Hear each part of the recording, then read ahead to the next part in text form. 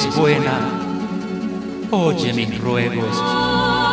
Vengo a pedirte que tus perdones y tus milagros lleguen a mí.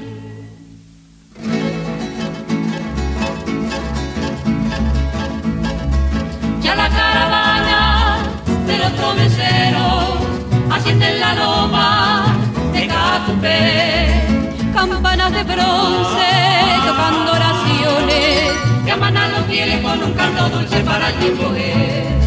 Virgencita Santa, recuerdo que un día con salmo en los labios hasta ti llegué, y allí de rodillas en tu santuario, con fervor creyente como un peregrino yo también oré.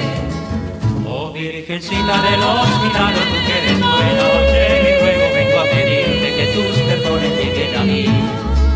Caudal de hechizo y de ternura hay en tus ojos que son azules como es el cielo que cubre el suelo donde nací.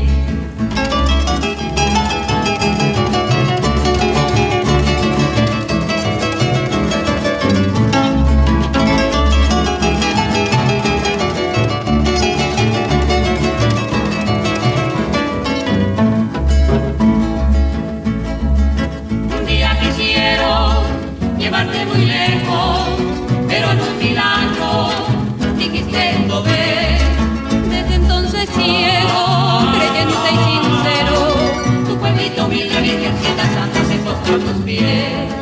Como en un misterio de leyenda sacra, de un tiempo lejano que no ha de volver, evoco tu imagen, que es la de mi raza, de estirpe serrana, Virgencita india de Café.